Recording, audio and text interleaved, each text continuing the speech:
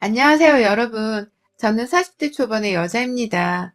다가오는 추석에 스트레스를 받고 있을 며느리분들이 많으실 텐데요. 그런 며느리분들께 조금이나마 자신의 처지가 저보다 낫다는 말을 좀 해드리고자 사연을 보내기로 결심을 해봤습니다. 살다 살다 저희 집 같은 시댁을 겪는 여자분들을 본 적이 없는지라 저처럼 고생을 한 며느리분들도 덜 있을 것 같다는 생각이 드네요. 그런 집구석에서도 씩씩하게 살아갈 수 있다는 걸 보여드리고자 하니 사연 끝까지 읽어봐 주세요. 저는 이남 일녀 집안의 막내딸로 태어나 오빠들이랑 부모님의 사랑을 덕지덕지 받고 자랐었어요. 둘째 오빠랑 나이 차이가 7살이나 나는 바람에 초등학교 들어가고 난 후부터는 오빠들이 저를 아주 애기 마냥 다뤄줬던 기억밖에 나지를 않고 그런 우애 좋은 저희 남매들 사이를 보면서 친정 부모님께서는 늘 좋아라 하셨습니다. 본인들이 제 또래 친구들의 부모님보다 나이가 많은 것에 늘 미안해 하셨지만 저는 좋은 오빠들과 함께 좋은 가정에서 지내게 해줄 수 있는 저희 부모님을 누구보다 자랑스러워하는 사람이었어요. 그래서 친구들 사이에서 저희 부모님을 보여드리는 것에 단 한 번도 부끄러워 해본 적이 없었고, 저희 아버지 말로는 제가 그렇게나 수시로 친구들을 집에 데려와서는 저희 친정 부모님, 그리고 오빠들 틈에 껴서는 같이 놀곤 하곤 했었다고 해요. 그만큼 친정 가족들을 피부치 그 이상으로 생각을 하고서는 친구 마냥 거침없이 놀고 어울리는 것에 익숙해졌었던 것이었습니다. 허물없이 가까이 하려고 하니 이런 저를 나이가 들어가도록 친정 오빠나 부모님은 늘 애기 마냥 보듬어 주려고 하셨고요. 오빠들이 저 대학을 막 입학했을 때 이미 결혼을 다 해버린 바람에 저한테는 새언니들도 둘이나 생겨버렸어요. 가족들 사이가 워낙 좋았었기 때문에 새언니들도 금방 우리 가족들 팀에 들어와 어울릴 수 있었고, 그래서 저하고도 개인적으로 참 돈독한 관계를 유지해 왔었습니다.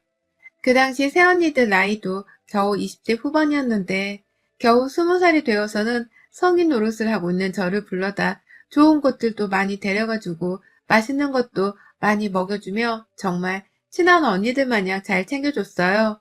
그렇다 보니 제게 가족이란 것은 늘 이렇게 사이좋게 잘 지내는 것이라고 생각을 하고 자랄 수밖에 없었습니다.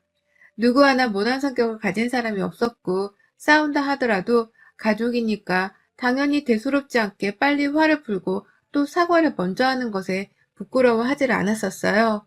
그러니 오래도록 좋은 관계를 서로 지속해 나가는 것이 어찌 보면 당연했고 새로운 가족이 된 새언니들까지도 금방 저희 가족들 틈에 융합이 되어서 잘 지내다 보니 저 또한 제가 결혼을 하면 그런 남자를 데려와서는 저희 친정과 아주 잘 지내기만 할 거라 생각했습니다. 내가 꿈꾸는 이상적인 가족의 모습이 그런 것이었기 때문에 무슨 일이 있어도 우리 가족들과 잘 어울려 지낼 수 있는 사람을 내 짝으로 데려오겠다는 결심을 어릴 적부터 했었죠. 누구나 여자들이라면 배우잣감은 상상해보곤 하잖아요. 제게 배우잣감 1순위는 그냥 더도 말고 덜도 말고 내 가족들과 진짜 피부치처럼 잘 지내줄 수 있는 그런 다정한 남자였습니다. 그런데 29에 만나 결혼을 한 남편 때문에 그 후 저희 친정 분위기는 180도로 달라졌습니다.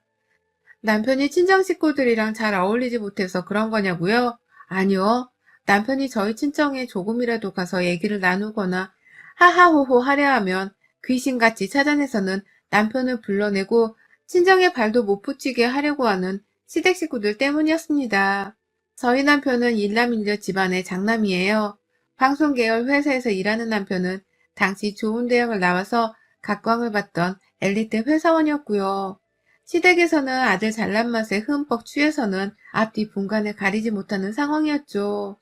평범한 대학을 나와서 평범한 직장을 다니다가 저한테 먼저 반해서 고백하고 뒷공무니를 졸졸 따라다니는 남편과 결혼을 하기로 결심을 하자 시어머니는 어디서 굴러먹다 온 기집년이냐면서 저를 매몰차게 거부하셨습니다. 만나 인사를 나누는 것조차 거부를 하려 하신 것이죠.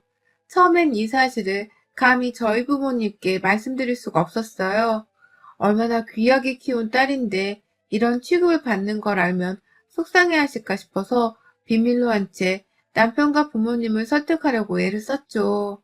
제가 단지 조건이 좋지 못하다는 이유로 끝까지 반대를 하던 시어머니는 급기야 최후의 조건이라면서 저희 집 재정 상태를 물어보셨어요. 그 당시 저희 어머니는 개인 약국을 차린 약사로 일을 하고 계셨고, 저희 친정아버지는 남편의 대학 선배셨거든요. 저희 작은 오빠도 같은 대학을 나왔고, 저희 큰 오빠는 그보다 훨씬 더 좋은 대학을 나왔고요. 저희 가족들 중에 남편 대학 선배가 있다는 것과 또 저희 아버지가 개인 사업을 하며 어느 정도 재산을 구비해두고 계시다는 것, 그리고 엄마가 약국 약사로 일을 하신다는 것에서 뿅 반하셔서는 결혼을 허락하더라고요. 본인 체면 때문인지 바로 허락은 안 했지만 갑자기 밥을 먹으러 오라고 하고 저희 아버지 일이랑 오빠 일에 대해서 부쩍 더 많이 물어보며 서서히 저와의 대화 폭을 넓히셨어요.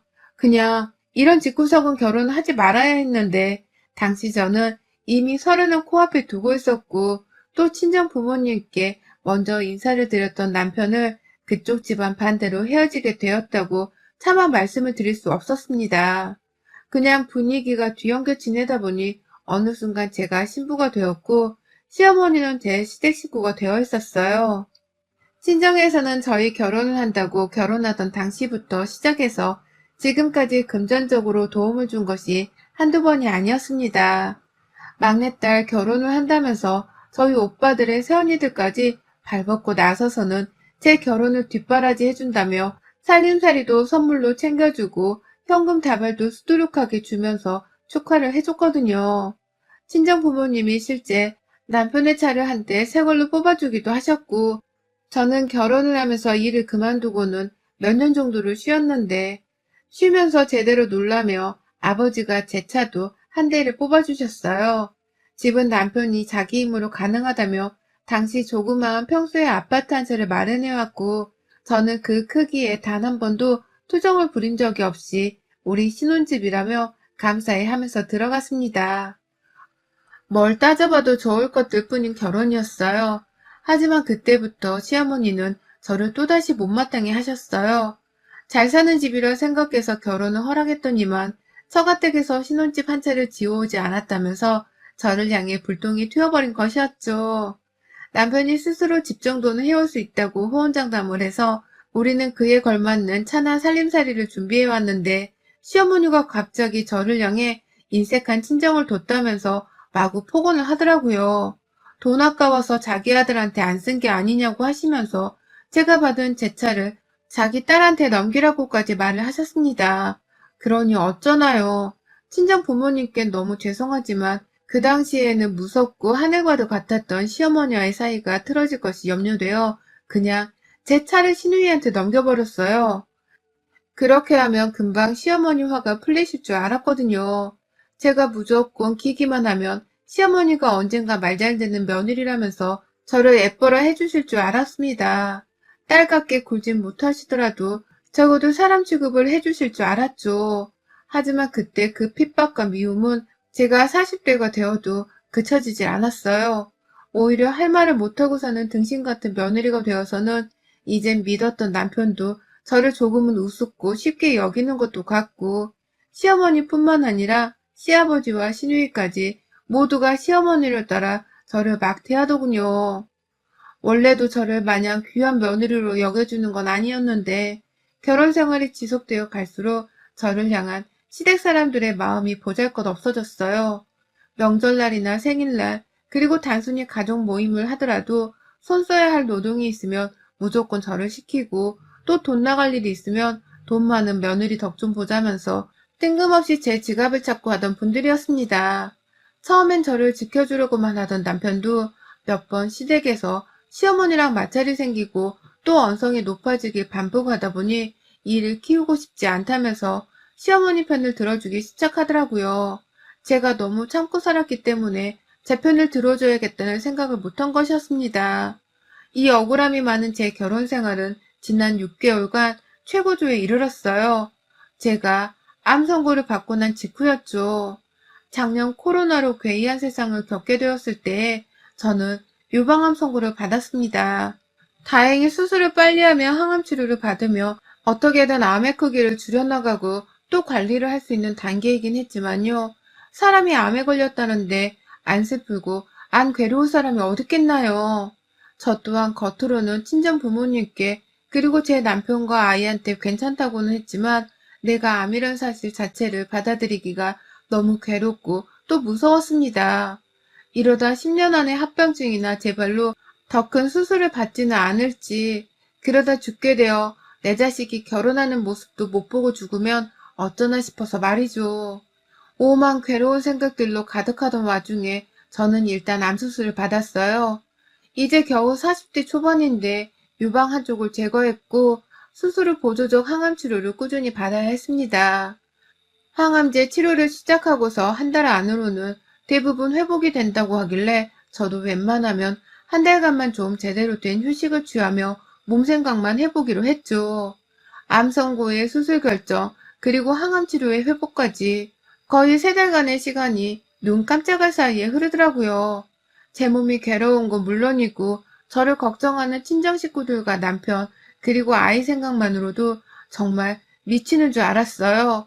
그런데 저희 시어머니 저 암 선고 받았다는 당일날 전화에서는 그게 유전이냐는 소리부터 대뜸 하시더니만 수술받고 항암 시작했을 때까지도 뭐 하나 도와주겠다는 연락 한 번 없으셨거든요.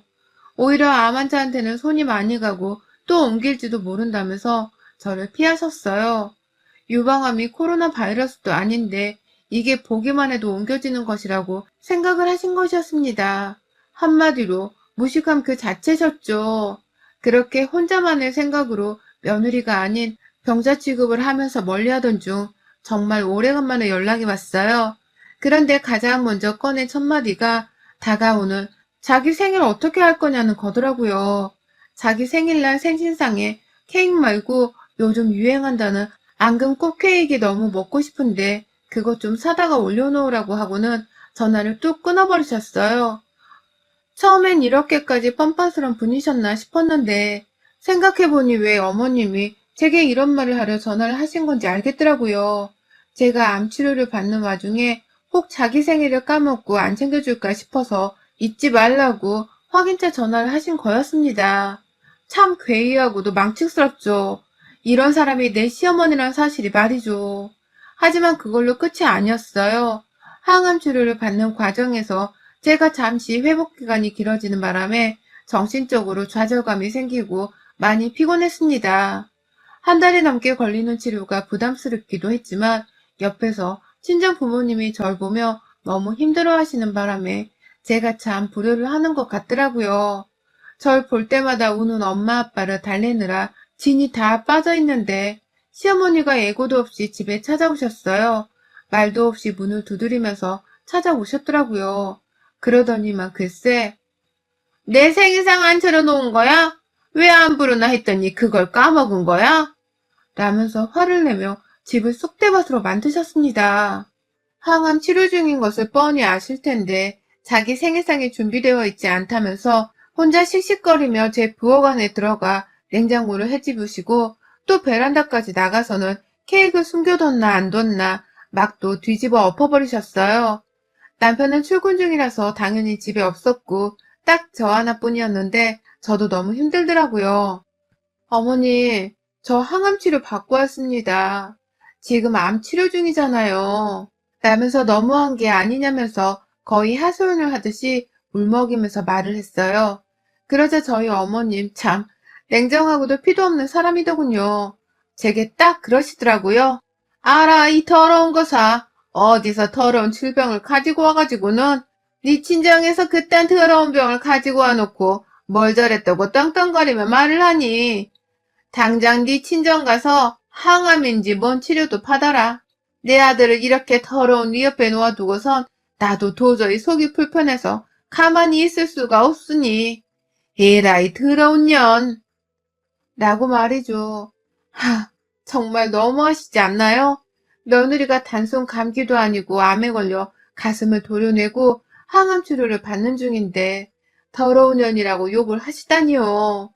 이렇게 독하고 못된 시어머니는 정말 들어본 적이 없었습니다. 어쩜 이렇게 말을 나쁘게 하시나 싶어서 바로 따져묻고도 싶었는데 전 그냥 아무 힘이 없었어요. 차라리 무시를 하고 말지 이런 무식하고도 못된 사람하고는 한마디도 섞고 싶지 않았습니다. 결국 저는 난동을 피우는 어머님을 내버려 둔 채 혼자 집을 나섰어요. 시어머니 말씀대로 저 그냥 친정에서 부모님 옆에 편익이 되어 치료받겠다면서 어머님을 내버려 둔 채 친정으로 도망쳐 버렸습니다. 혼자 먼저 신발을 신고 집에 나가려 하자 뒤에서 어머님이 너 진짜 가? 라면서 절 붙잡으려는 듯 어딜 가냐 물어보려 하셨는데요. 보란 듯이 친정 간다고요. 나는 말과 함께 문을 쾅 닫고 집을 나섰어요. 그날 저는 바로 남편한테 전화를 해서는 애가 집에 혼자 있을 거니 당신이 알아서 챙기던 말던 하라며 나는 니네 엄마 때문에 더러운 몸 이끌고 친정 왔다고 말을 전했어요. 그러자 남편은 애가 걱정이 되는 건지 급한 대로 일을 정리하고는 바로 집으로 가면서 제게 연락을 해왔고 저는 남편이 아이를 돌봐주러 가고 있다는 것을 확인하자마자 바로 핸드폰을 꺼버리곤 그냥 친정에서 잠이 들었어요. 저를 걱정한다고 집에 모인 언니들, 오빠들, 그리고 부모님 보기가 너무 창피하고 죄송스러워서 차마 아무 말도 하지를 못했습니다. 그냥 모른 척 잠드는 게 최선이었죠. 그렇게 일주일을 더 친정에서 머물렀어요. 남편도 자기 엄마가 부린 행패에 대해서 인간적으로 제게 너무 미안했는지 차마 전화는 못하더라고요. 그냥 애 걱정은 하지 말라면서 저희 부모님께도 연락을 해줘서 진정을 시키고 있었고 또 제가 잠깐 병원에 가거나 외출을 한 사이에 계속해서 저희 친정에 찾아와서는 먹을 것을 놓아두고 가곤 했습니다. 한 번은 애를 데리고서 같이 친정에 와 저녁을 먹기도 했고요. 솔직히 시어머니가 미워 죽겠는 만큼 남편도 정말 미웠었는데 차마 애 앞에서는 아이 아빠한테 화를 내기도 뭐하고 싸우기도 뭐 하더라고요. 우리 부모님은 내게 그런 부부싸움을 하는 모습을 한 번도 보인 적이 없었는데 나는 어쩌다가 이런 남자랑 결혼을 해서는 이런 일로 싸움을 해야 하나 싶었던 나머지 저 스스로에 대한 자괴감이 사무치게 들기도 했었죠. 그래서 그냥 뭐든 남편에게는 화를 내지 않았고 단지 당분간은 정말로 시어머니를 보고 싶지도 않아 이름을 입 밖에 꺼내지 않았습니다. 그러니 저희 가족들도 자세한 내막은 잘 몰랐지만 시어머니와의 마찰이 있었다는 것 정도만 파악을 하고서는 시어머니에 대해서 일절 물어보질 않아줬어요. 그런데 그런 금기어와도 다름이 없던 시어머니가 감히 제 친정에 찾아왔네요. 제가 친정에 머문 지 일주일이 막 지나는 그 시점의 말입니다. 역시나 그 시각 남편은 출근을 했을 때이고 저는 막 친정 부모님 도움을 받아서 병원으로 항암 치료를 받으러 갔다가 집으로 돌아왔는데요. 에그머니나 제 집으로 시어머니가 무턱대고 쳐들어왔던 것처럼 감히 시어머니가 내 부모님 집으로 똑같이 무례하게 찾아오신 겁니다. 그냥 문을 확 두들겨 대면서 말입니다. 순간적으로 시어머니가 아닐까 싶은 감지를 했는데 아니나 다를까 저를 불러대는 다급하고도 안칼진 목소리가 바로 저희 시어머니시더라고요. 저희 부모님이 시어머니보다 나이가 많아도 한참 많은 어른이신데 다른 사람도 아닌 사돈집에 무턱대고 찾아와서는 시어머니가 글쎄 저를 향해 왜 집으로 돌아가질 않냐며 말씀을 하시는 겁니다. 야, 너는 내가 니네 친정 가서 치료받으라 했다고 진짜 집을 나가버리냐? 네 남편이랑 자식밥은 누가 챙기고? 너는 생각이 있는 거냐 없는 거냐? 네 암덩어리 치료받기 전에 네 남편 굶겨 죽일까 싶어 내가 이렇게 친히 네 친정까지 왔다. 라고 말이죠. 자기가 더러운 병을 친정에서 가져왔다고 저를 모욕시킨 후 친정으로 가라고 쫓아내다시피 소리를 질러놓고선 이제 와서 지 아들 굶겨 죽일 작정이냐며 돌아오라고 하다니 뭐 이런 사람이 다 있나 싶었습니다. 그러니 저희 부모님께서도 이 정도로 무지한 사람일 줄은 몰랐다면서 엄청나게 당황해 하셨죠. 아버지는 최대한 교양을 차린 채 사돈을 진정시키려 했지만 시어머니는 이미 목소리 톤이 아주 상향이 되어서는 며느리를 데려가겠다며 소리를 질러대셨고요. 난처해하다 못해 충격을 받은 듯한 저희 부모님 표정에 저는 결국 폭발을 하고 말았습니다. 여기가 어디라고 찾아와서 행패야 이 할망구가 진짜? 라고 하면서 그 자리에서 바로 시어머니께 침을 뱉어버렸어요. 가래까지 싹 끌어올려서는 퇴하고 말입니다. 시어머니 얼굴에다가 말이죠. 엄마, 아빠, 이 사람이 나 더러운 병 걸렸다고 집에서 나가라 했었어. 그래서 내가 항암 치료를 친정에 와서 받으려고 한 거고, 근데 이제 와서 지 아들 밥 굶긴다며 나보고 도로 집에 돌아가라 하네? 진짜 이 할망구를 어쩜 좋지? 라고 하며 몇 번을 더 침을 퇴퇴하며 꺼지라고 소리를 지르니 뒤에서 저희 엄마가 그 말을 듣다 폭발을 하셨어요. 귀하게 키운 남의 집딸을 감히 그런 식으로 대하고 있었냐면서. 앞에서 딸은 침을 튀기고 있고 남편은 옆에서 소리를 지르며 시모를 위협하는 가운데 엄마는 혼자 뒤에서 뭘 꼼지락거리시다가 급기야 물바가지를 들고 나오셨습니다. 바가지 위에다가 찬물을 받아서는 그걸 그대로 현관 앞에 서 있는 시어머니 앞에 부어버리셨고요. 그도 모자라 들고 있던 바가지로 시어머니 머리에 내리 꽂으셨어요. 뻥 하는 소리와 함께 바가지가 시모 머리에 맞아 진동을 울리는 게 저한테까지 다 느껴지더라고요. 그 상태로 시어머니는 물에 빠진 생쥐꼴이 되어선 저희 부모님 앞에서 눈만 껌뻑이다가 먼저 뒷걸음을 쳤고 저는 시어머니께 똑같이 되갚아주는 말을 건넸어요. 나한테 더럽다고 하셨던 그 말을 늘 곱씹고 있었는데 이번에 내 차례라면서 야, 이 더러운 년아, 내 집에서 당장 나가. 더러운 그 꼴로 감히 내 부모님 앞에서 뭐라고 있어? 나가라니까? 라면서 마구 소리를 질러댔죠. 저도 제가 뭐라고 있는 건 줄은 잘 몰랐지만 그냥 그 순간에는 시어머니를 무조건 겁부터 줘야겠다는 생각뿐이었습니다. 마냥 소리를 지르고 침을 뱉어서라도 시어머니를 내 집에서 내 손으로 쫓아내고 싶었어요. 감사하게도 부모님이 제 옆에서 저를 따라 침만 안 뱉으셨을 뿐 엄청나게 소리를 지르며 억압을 주신 덕분에 시어머니는 이미 잔뜩 쫄아선 물을 뚝뚝 흘려대며 집을 나가버리셨습니다. 나가는 길에도 제가 엘리베이터 앞에 따라가선 시어머니 뒤통수에다가 더럽단 소리를 몇 번이고 뱉어냈어요. 이러다 진짜 남편이랑 내가 이혼하는 게 아닌가 싶어서 한숨이 푹 쉬어나오더라고요. 부부 사이를 돌이킬 수 없게 악화시켰다는 생각이 말이죠. 그런데 저희 남편, 시어머니께 제 뒷담화를 신랄하게 들었을 텐데도 먼저 허리를 숙이고는 저희 집에 찾아왔어요. 그리고는 말하더라고요. 장인어른 장모님이 절대로 이유 없이 화낼 분들이 아니신데 저희 엄마가 그렇게까지 문전박대를 당한 것에는 분명 이유가 있을 거라 생각합니다.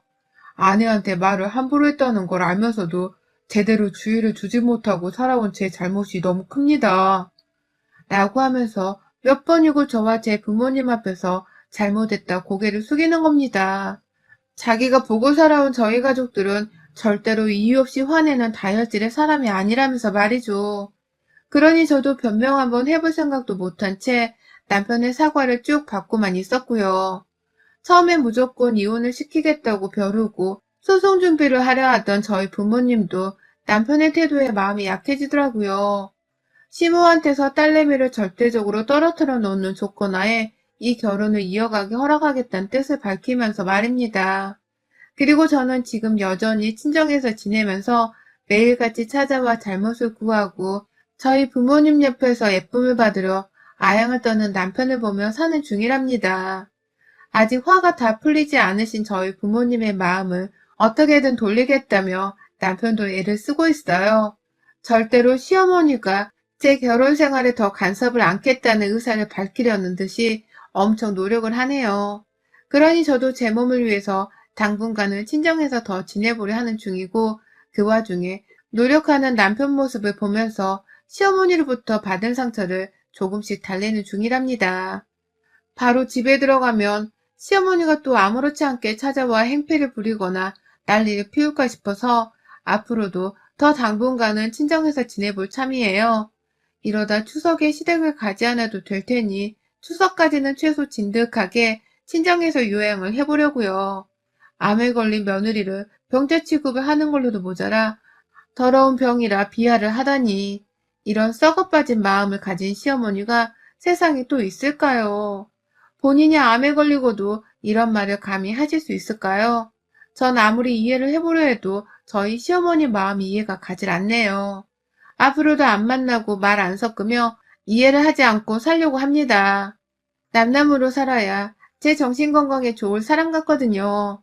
항암 치료 받으며 정신적으로 힘들었는데 이참에 완전히 제 결혼살이를 싹 다 바꿔보려고 합니다.